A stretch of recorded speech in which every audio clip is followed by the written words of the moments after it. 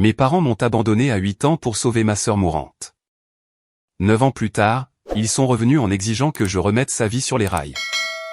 Je leur ai dit d'aller se faire voir, et ce qui a suivi a été un chaos complet. Supprédit. Mes parents m'ont abandonné chez mon oncle quand j'avais 8 ans, pour pouvoir se concentrer sur le traitement du cancer de ma sœur. Ils sont revenus 9 ans plus tard, s'attendant à ce que je résolve tous ces problèmes parce qu'elle a du mal dans la vie. Je leur ai dit exactement où ils pouvaient aller. Maintenant, ils essaient toutes les tactiques de manipulation possibles pour me faire culpabiliser et me forcer à jouer à la famille heureuse. Voici toute cette histoire complètement tordue. J'ai 26 ans, je suis un homme, et ce cauchemar se construit depuis près de 2 décennies. Laissez-moi commencer par le début, pour que vous compreniez exactement à quel point cette situation est absurde. Quand j'avais 8 ans, ma sœur Victoria, qui en avait 6 à l'époque, a été diagnostiquée d'une leucémie lymphoblastique aiguë, du genre très agressif qui nécessite des années de traitement intensif, des visites constantes à l'hôpital, et en gros, toute votre existence qui tourne autour du maintien en vie d'un enfant. Mes parents se sont complètement effondrés en recevant le diagnostic. Je ne peux pas leur reprocher cette réaction initiale. Apprendre que votre enfant de 6 ans a un cancer dévasterait absolument n'importe qui. Ce que je peux leur reprocher, en revanche, c'est chaque décision qu'ils ont prise après ce moment. Environ 3 mois après le début du traitement de Victoria, mes parents m'ont fait asseoir pour ce qu'ils ont appelé une réunion de famille.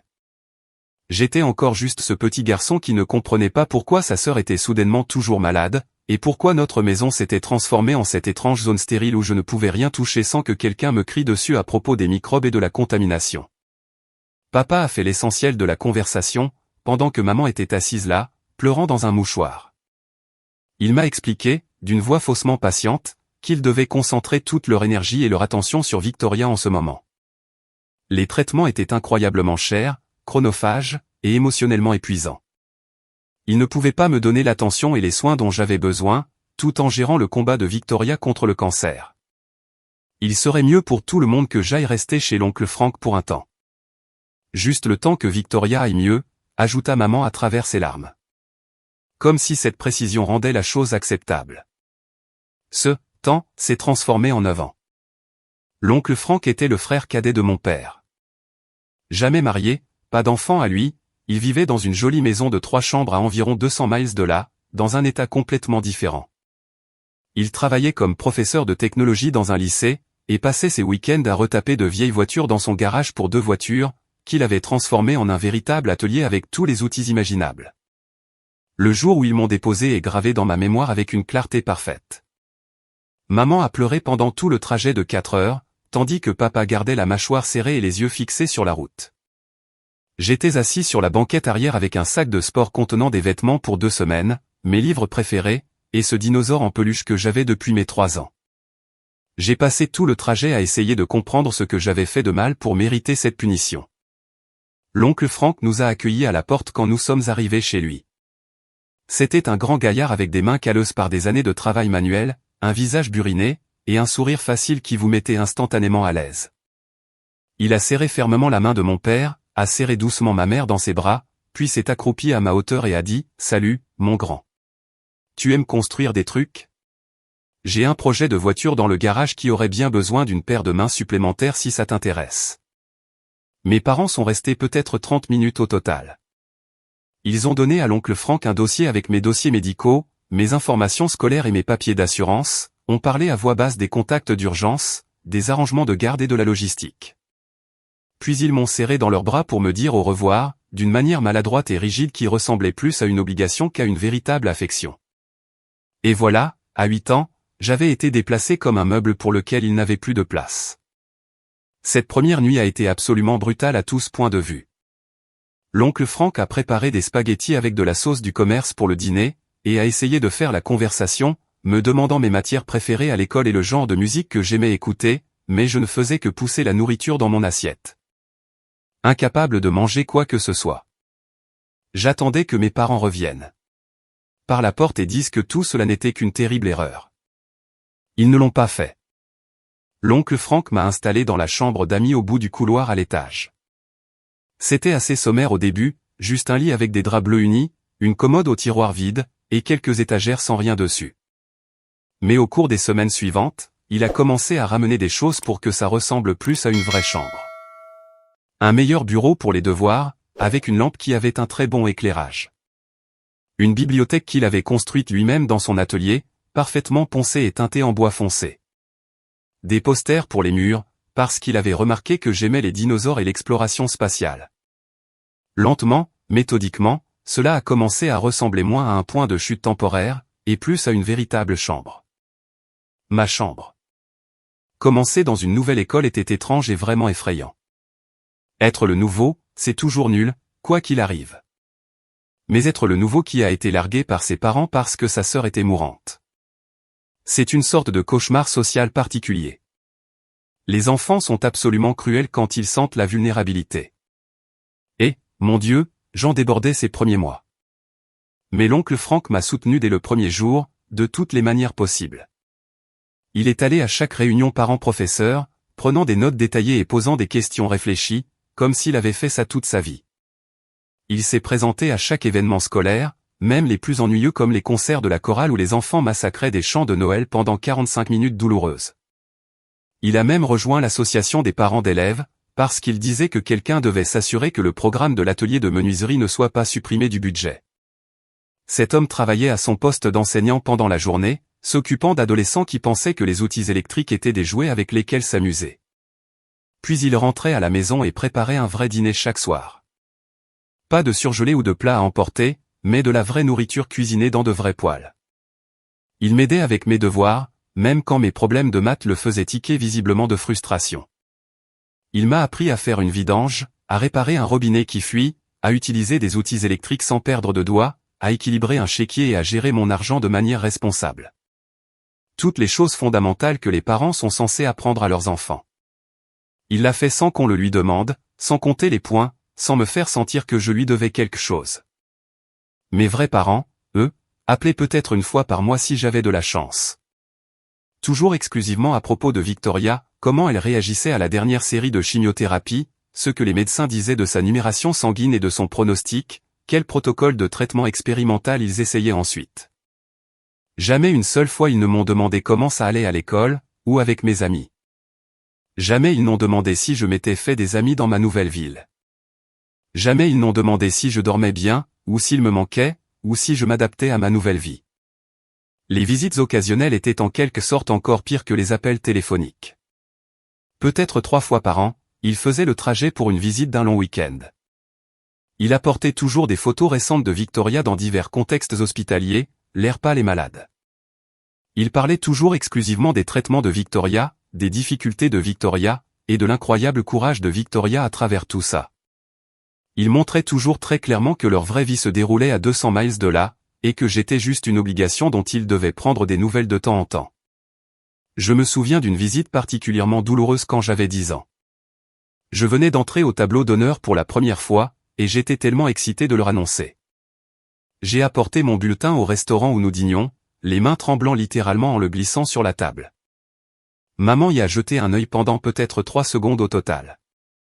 Elle a dit, « C'est bien, chérie », puis a immédiatement enchaîné en parlant du nouveau protocole de traitement de Victoria à l'hôpital pour enfants, et à quel point il semblait prometteur. L'oncle Frank a vu mon visage se décomposer complètement. Il a vu comment j'ai replié ce bulletin et les fourré dans ma poche comme s'il s'agissait d'un déchet sans valeur.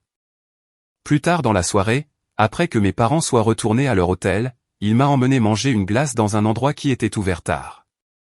Il a fait tout un plat, de manière totalement exagérée, de ma réussite au tableau d'honneur.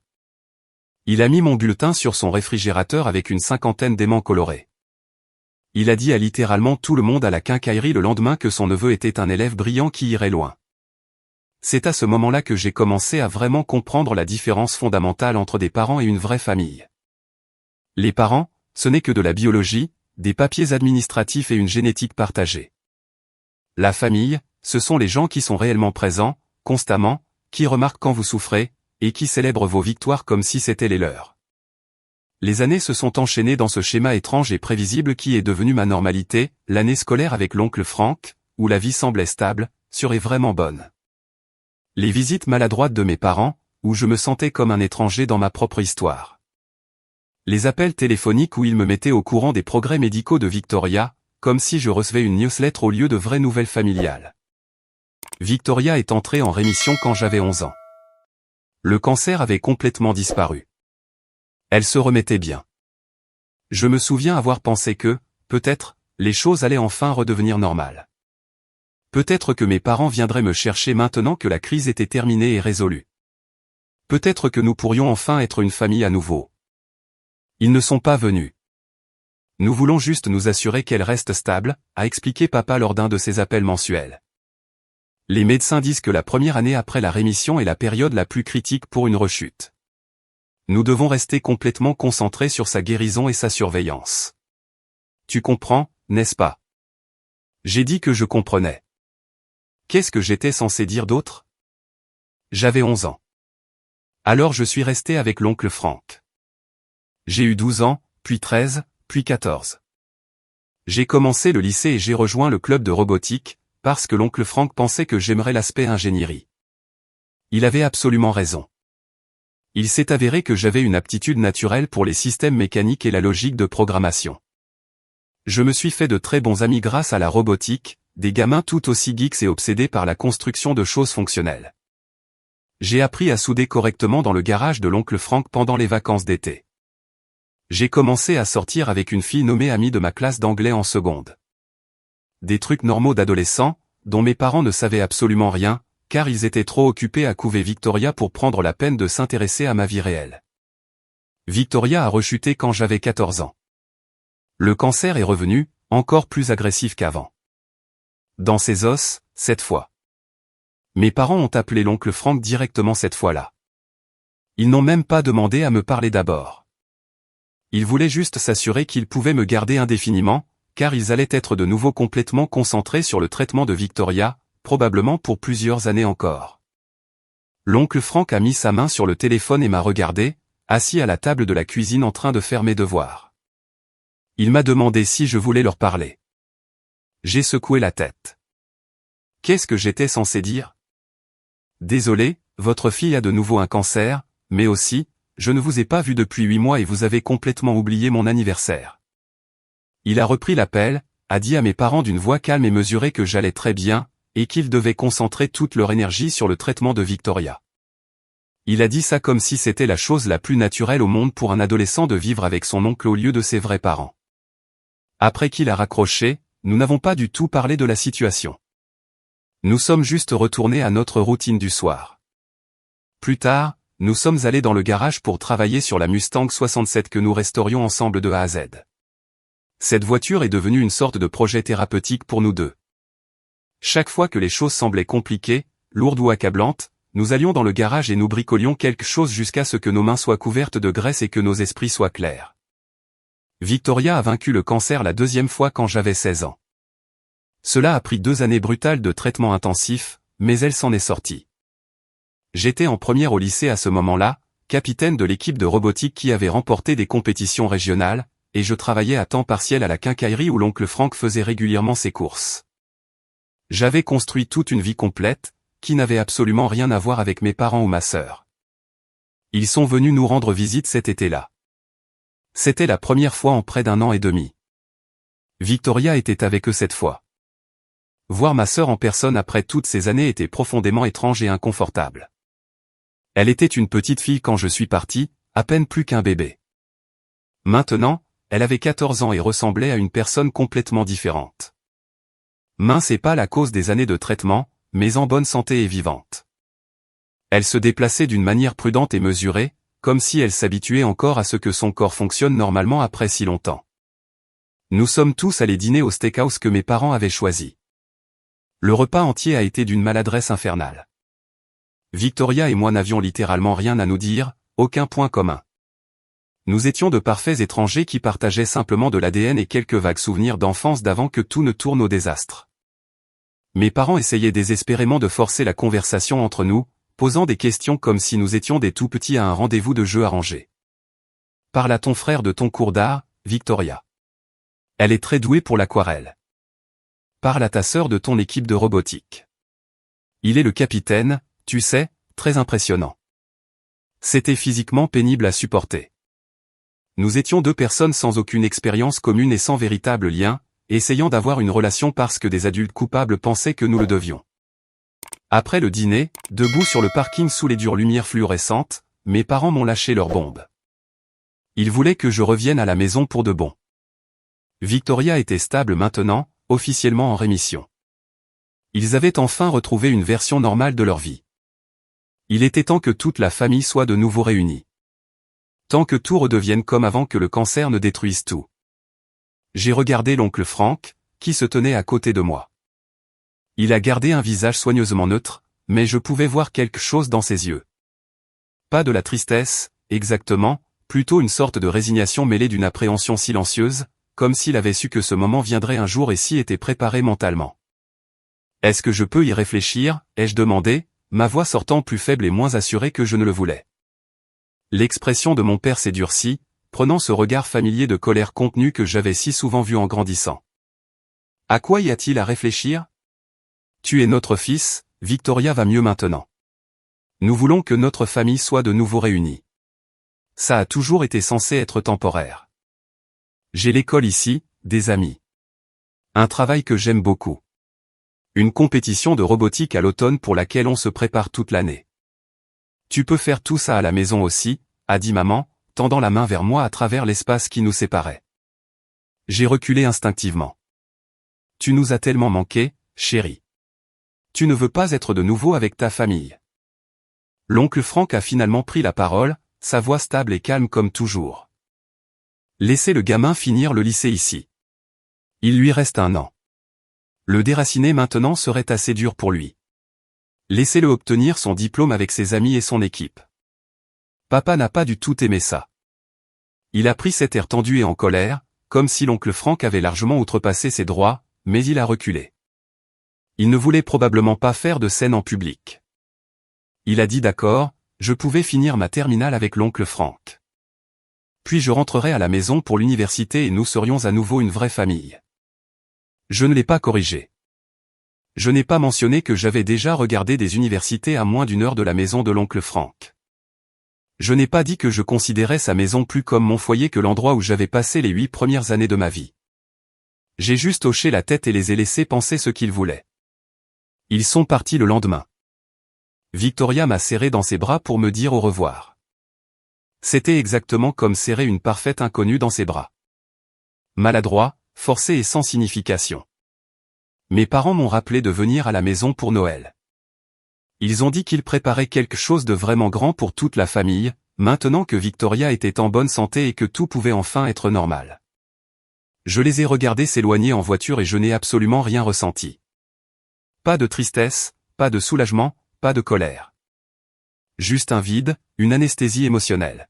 « Ça va, gamin ?» a demandé l'oncle Frank, debout à côté de moi sur le porche. « Ouais. On peut travailler sur la Mustang. » Nous avons passé le reste de ce week-end dans le garage à remplacer tout le système de transmission. Nous n'avons pas parlé de mes parents, de Victoria, de l'avenir ou des attentes. Nous nous sommes juste concentrés sur les boulons, les engrenages, et le clic mécanique satisfaisant des choses qui s'emboîtent correctement. Ma terminale a été vraiment géniale à tous points de vue.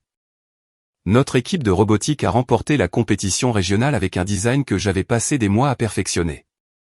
J'ai été accepté dans 3 programmes d'ingénierie différents, avec des bourses d'études décentes pour chacun.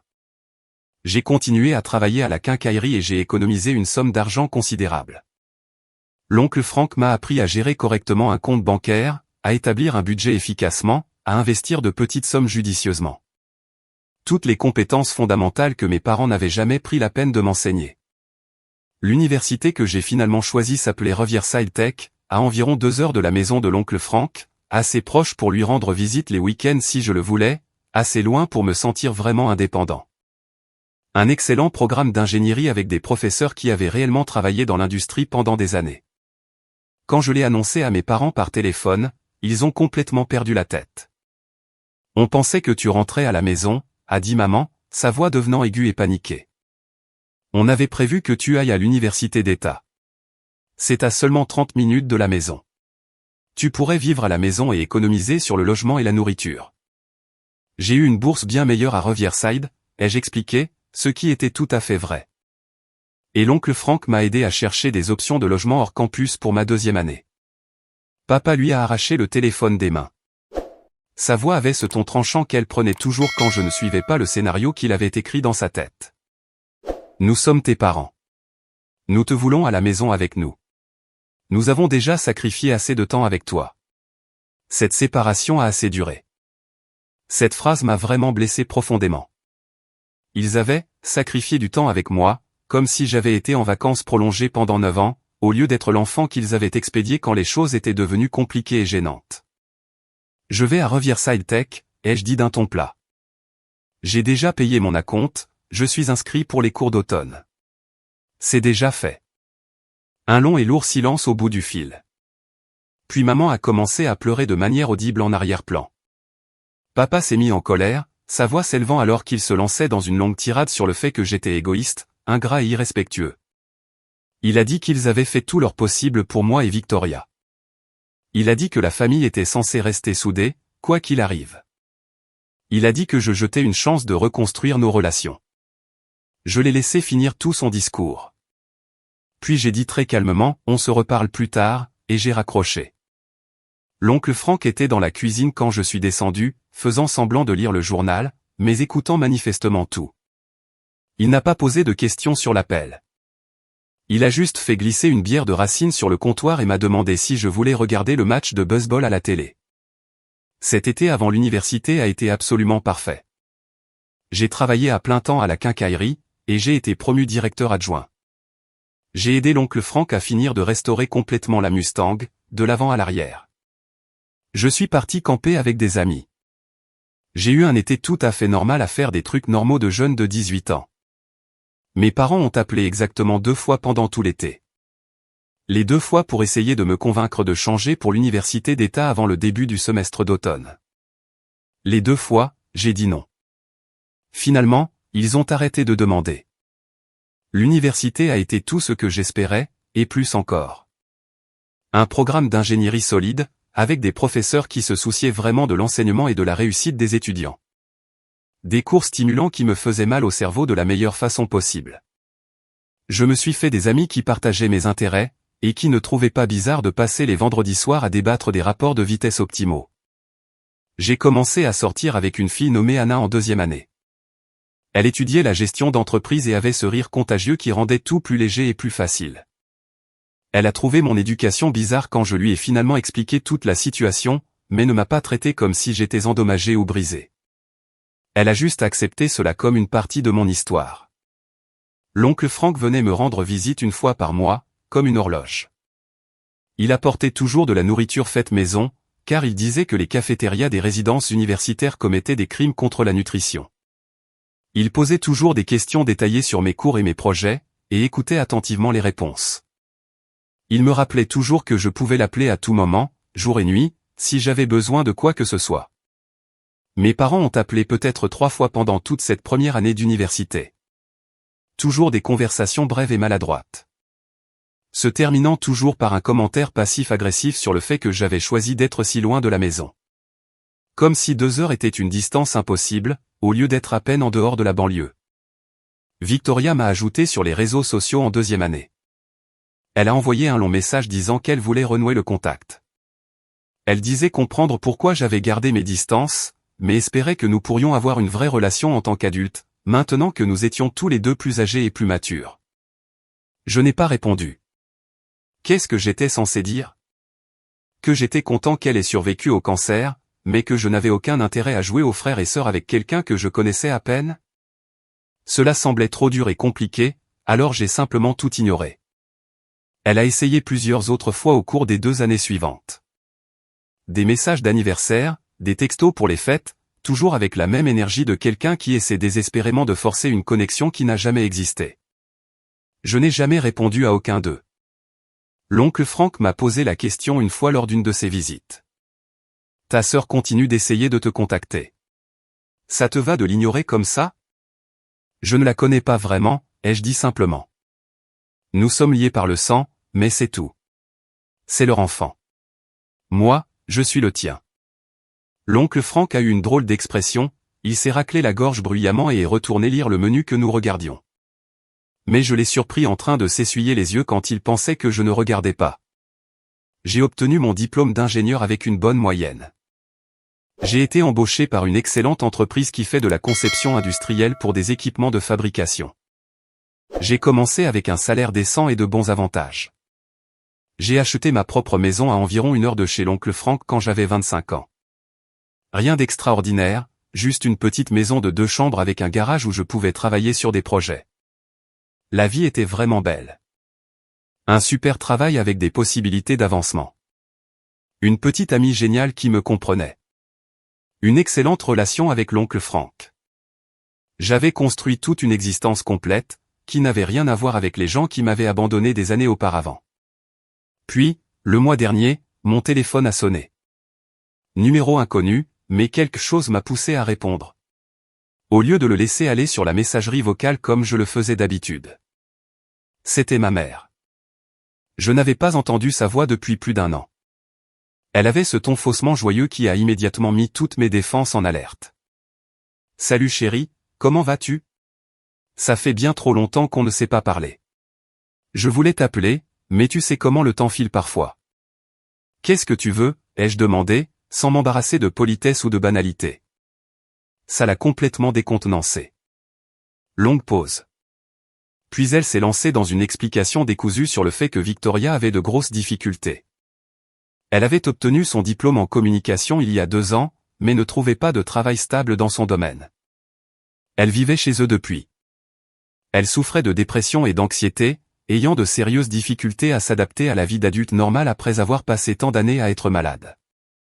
Elle a eu tellement de mal à trouver sa place dans le monde, a dit maman, la voix dégoulinante de sympathie. Et on s'est dit que peut-être tu pourrais l'aider. Tu as si bien réussi. Peut-être que tu pourrais lui parler, lui donner des conseils de carrière. Elle t'admire tellement, en tant que grand frère. J'ai éclaté de rire. Je n'ai pas pu m'en empêcher. Elle m'admire ? Elle ne me connaît même pas. On a eu peut-être 10 conversations en tout dans nos vies. Tu es son frère. Elle a besoin du soutien de sa famille en ce moment difficile. Biologiquement, je suis son frère. C'est là que ça s'arrête. Je ne la connais pas du tout. Elle ne me connaît pas. Nous sommes de parfaits étrangers. La voix de ma mère est devenue sèche et en colère. Elle a failli mourir plusieurs fois. Nous avons fait tout notre possible pour lui sauver la vie. Le moins que tu puisses faire est de montrer un peu de compassion et de décence humaine. Vous avez fait tout votre possible pour elle, ai-je corrigé soigneusement. Vous n'avez absolument rien fait pour moi, sauf m'expédier quand je suis devenu un inconvénient pour vos priorités. Ce n'est pas juste du tout. Nous faisions face à un enfant atteint de cancer. Nous n'avions pas le choix. C'était de la pure survie. Vous aviez des choix. Vous les avez faits. Vous l'avez choisi, à chaque fois. Je ne vous blâme pas pour cette décision. Mais ne soyez pas surpris ou en colère maintenant que je me suis choisi, moi, et ma propre vie. Elle a essayé toutes les techniques de culpabilisation du manuel. A dit que j'étais égoïste. A dit que Victoria avait désespérément besoin du soutien de sa famille. A dit qu'ils espéraient que mon éducation m'aurait appris quelque chose sur la compassion, la responsabilité et la loyauté familiale. C'est l'oncle Franck qui m'a élevé, ai-je dit d'une voix froide. Vous m'avez expédié à 8 ans et m'avez rendu visite 3 fois par an. Ne prétendez pas avoir eu quoi que ce soit à voir avec la personne que je suis devenu. C'est à ce moment-là que papa lui a arraché le téléphone. Sa voix avait ce ton particulier qu'elle prenait toujours quand je ne me pliais pas immédiatement à leur volonté. Ta mère essaie d'aider ta sœur, et tu es incroyablement irrespectueux et cruel. Victoria a eu une vie extrêmement difficile. Elle a besoin de soutien maintenant, et tu es en position de le lui fournir. La famille soutient la famille. C'est comme ça que ça marche. Alors soutenez-la vous-même. Je suis occupé avec ma propre vie. Tu es son frère. Tu as une responsabilité envers elle. Je suis le neveu de l'oncle Franck. C'est ça, ma famille. Victoria est votre fille. Vous avez rendu cette distinction extrêmement claire quand j'avais 8 ans. Il s'est mis à crier alors, à vraiment crier fort, sur le devoir, l'obligation et la responsabilité familiale, sur à quel point j'étais ingrat pour tout ce qu'ils avaient soi-disant fait, sur le fait qu'ils avaient fait de leur mieux dans une situation impossible. Et que je devais arrêter de garder des rancunes comme un enfant et grandir enfin. Je l'ai laissé fulminer et rager un moment. Quand il a finalement manqué de souffle, j'ai dit très calmement, je ne garde pas de rancune. Je ne suis juste pas intéressé par une relation avec l'un d'entre vous. C'est la conséquence naturelle de vos choix d'il y a 18 ans. Ça me va très bien. Ça devrait vous aller aussi. J'ai raccroché avant qu'il ne puisse répondre. Je suis resté assis là une bonne minute, juste à digérer toute la conversation. Puis j'ai immédiatement appelé l'oncle Frank. Mes parents viennent d'appeler, ai-je dit quand il a décroché. Je me doutais bien qu'il finirait par le faire. Victoria a de gros problèmes, et il cherche des solutions désespérément. Ils veulent que je l'aide à trouver un travail et que je lui donne des conseils de vie. Qu'est-ce que tu leur as dit? Que c'est leur problème, pas le mien. L'oncle Frank est resté silencieux un long moment. C'est dur, gamin, mais probablement juste, vu les circonstances. Ils ont fait leur choix. Tu as le droit de faire les tiens. Nous avons parlé un peu plus longtemps. Il ne m'a pas dit quoi faire. Il ne faisait jamais ça. Il a juste écouté et m'a laissé verbaliser mes pensées. Il a posé de bonnes questions qui m'ont aidé à tout digérer. C'est ce que font les vrais parents. Je pensais que ce serait la fin de l'histoire. J'aurais dû m'en douter. La semaine suivante a apporté des emails, de longs messages décousus de ma mère sur la famille, le pardon, la guérison des vieilles blessures et le dépassement des sentiments blessés. Papa en a envoyé des plus courts, exigeant principalement que je prenne mes responsabilités, que je fasse ce qu'il fallait et que j'arrête d'être égoïste. Victoria en a envoyé un aussi, beaucoup plus long que les autres. Elle disait qu'elle était sincèrement désolée pour tout ce qui s'était passé quand nous étions enfants, mais qu'elle aimerait vraiment qu'on se voie pour déjeuner dans un endroit neutre. Elle disait qu'elle avait l'impression de se noyer, et qu'elle aurait vraiment besoin de quelqu'un qui comprenne ce que c'est que de se sentir abandonnée et seule au monde. La manipulation était presque impressionnante par sa sophistication, essayant de créer ce lien sur un traumatisme partagé, alors que le vrai traumatisme était que mes parents m'avaient abandonné spécifiquement pour lui sauver la vie. L'ironie leur échappait apparemment complètement. J'ai supprimé tous les messages sans répondre à aucun d'eux. Puis ils se sont présentés chez moi. Je travaillais de chez moi un vendredi, sur la conception d'un système de convoyeur pour un client industriel, quand quelqu'un a commencé à frapper fort à ma porte d'entrée. Je l'ai ouverte pour trouver mes parents et Victoria sur mon porche, l'air déterminé. Ils avaient fait 4 heures de route pour me tendre une embuscade en personne. Il faut qu'on parle, a dit papa, me bousculant immédiatement pour entrer dans ma maison comme s'il en avait le droit. Maman a suivi de près, regardant mon appartement avec une expression étrange sur le visage, comme si elle était sincèrement surprise que je puisse fonctionner comme un adulte compétent. Victoria est restée en retrait près de la porte, l'air profondément mal à l'aise avec toute la situation. Tu ne peux pas nous ignorer éternellement, a continué papa, debout dans mon salon. Nous sommes ta famille. Victoria a besoin d'aide, et tu vas la lui fournir. C'est final. J'ai fermé lentement la porte d'entrée et j'ai croisé les bras. Non, je ne le ferai pas. C'est ta sœur. C'est une étrangère qui partage mon ADN.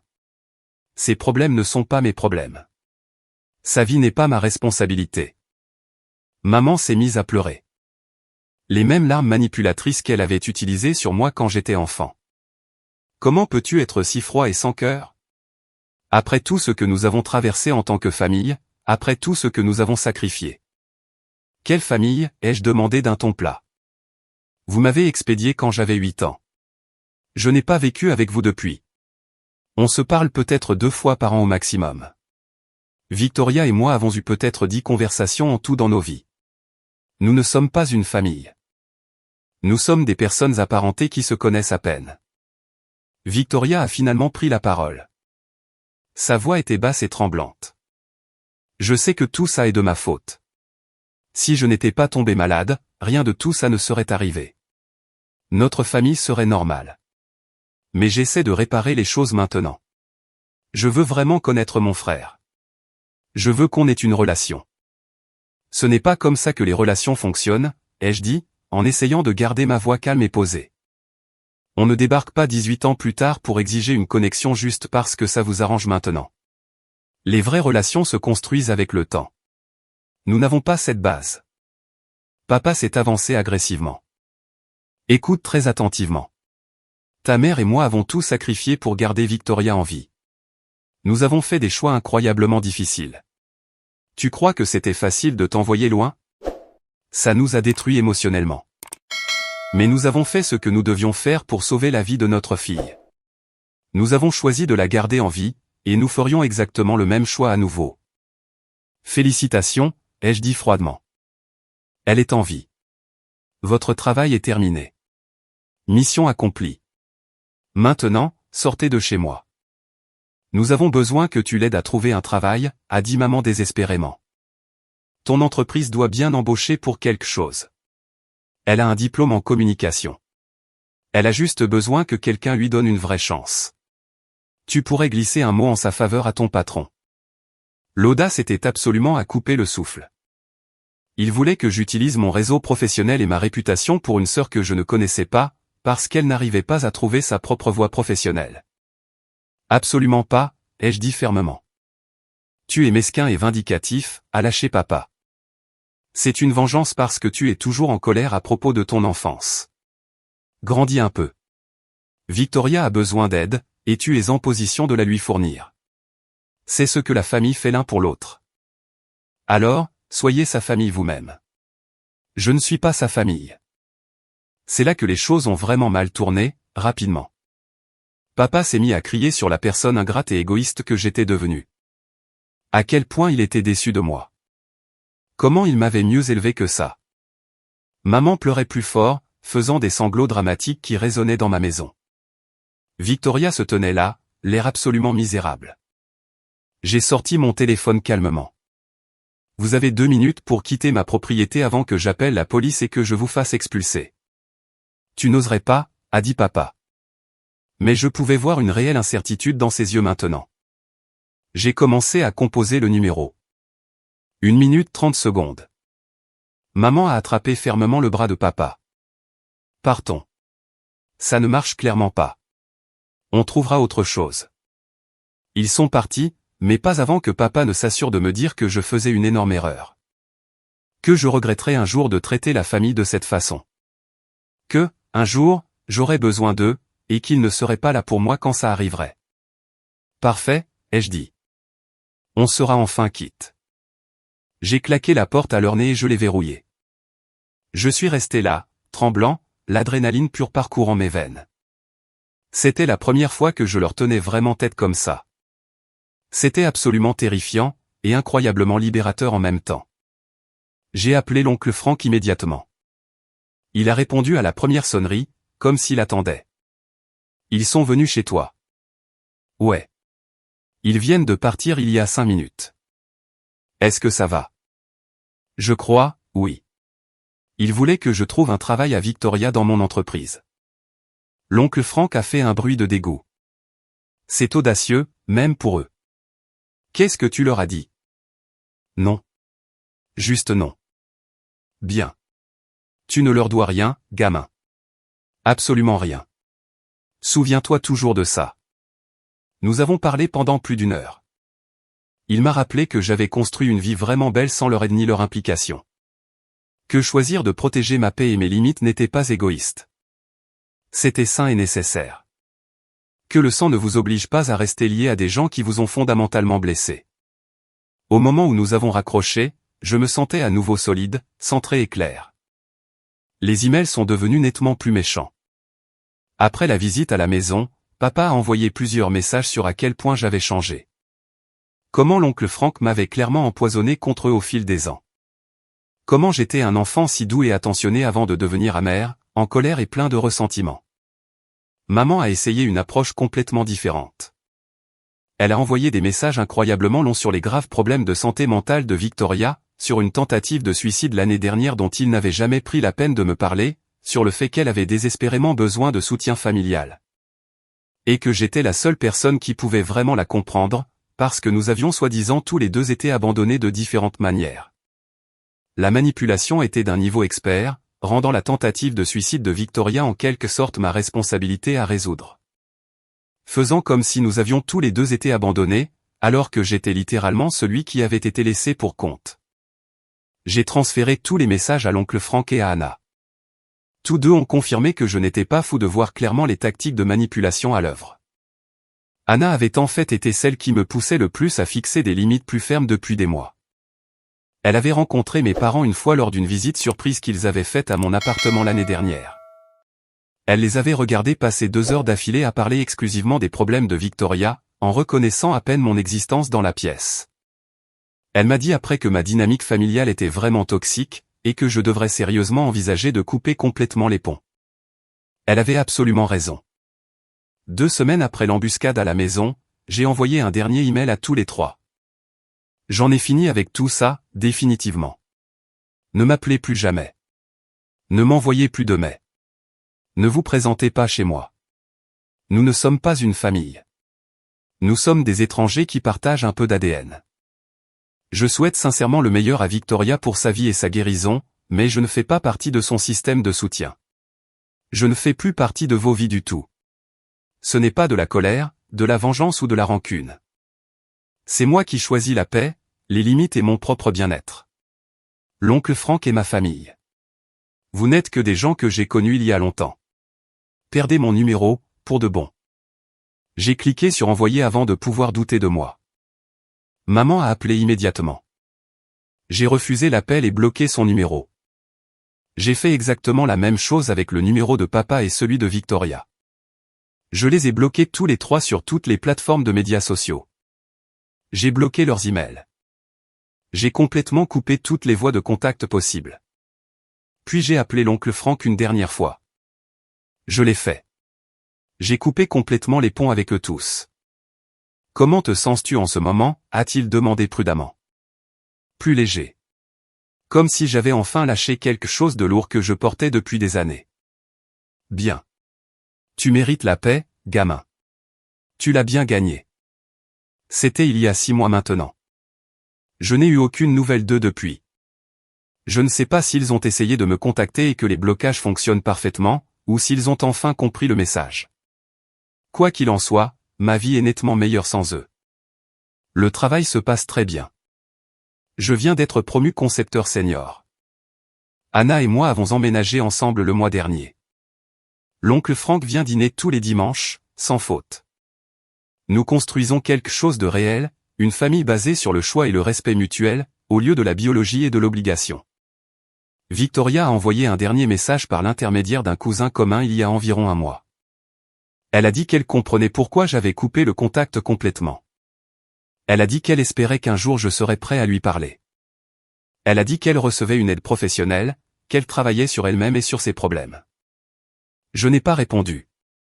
Honnêtement, j'espère qu'elle trouvera sa voie et le bonheur, mais ce n'est absolument pas ma responsabilité de l'y aider. Si vous avez aimé cette vidéo, veuillez cliquer sur le bouton d'abonnement. Cela aide vraiment la chaîne et nous aide à vous apporter plus d'histoires, et de meilleure qualité. Merci.